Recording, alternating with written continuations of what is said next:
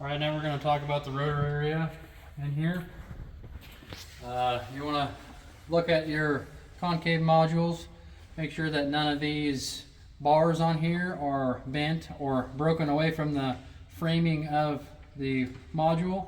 And if they are, then we will have to get them back in place and weld them back solid to the frames of the concave modules.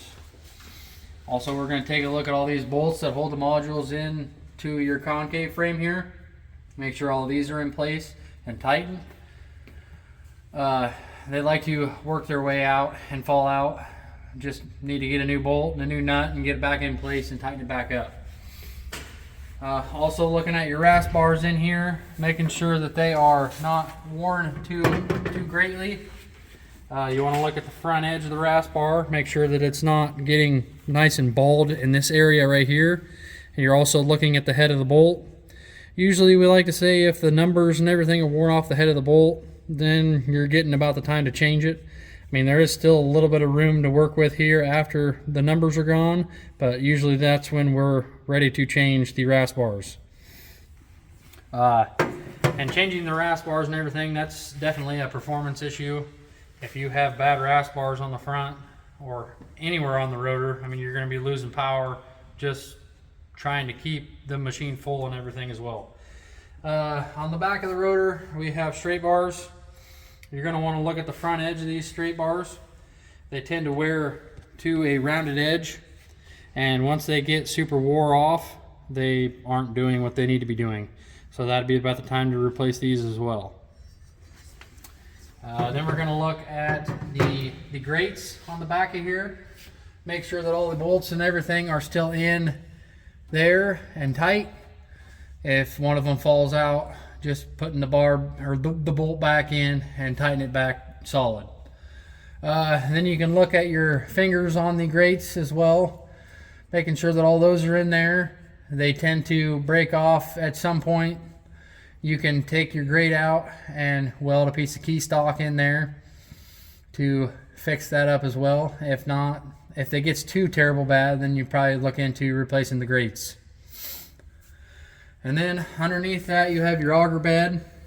You're going to want to look at the bottom parts of the auger bed, make sure there's no cracks, and if it is wearing thin, then it is time to either repair it or replace the auger bed. Then you're going to take a look at your auger bed augers, making sure there's a little bit of play on these, but not a super substantial amount. And then you can grab them and move them back and forth to make sure that the bearings are tight on the back and on the front. On the older models, they have or on the newer models, they have bearings here in the front that will get loose and tend to wear out. On the older models, the older Legacies, they had a wood block in here that would tend to get wallered out. And once that got wallered out, then the auger could fall and hit the floor, and also you will be losing grain out the front of your machine. That is a good indicator that those front wood blocks need to be replaced. Also with the concave modules on the newer machines, they have went to smaller concave modules for people who tend to remove them and put them in often. They went from the bigger one to the smaller one, and instead you'll have 6 of these in there instead of 3 of these, which makes it a lot easier to remove and install your concaves. Also, they do have a round bar version for this that you can put in for heavier crop issues that you could try out as well. But mostly we all run the large wire concaves that tend to work the best to begin with anyway.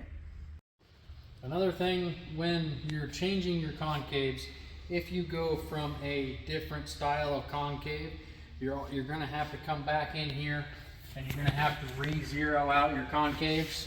So in order to do that, you will run your bolts up a little ways. You'll spin the rotor over and run your concaves up until they just barely touch. Then you can run your bolt down to it, pull your concaves back down a little bit, and then what I always do is I always go about 2 turns back and then run the concave calibration again. So therefore your concave numbers on your monitor are correct down here in your threshing area.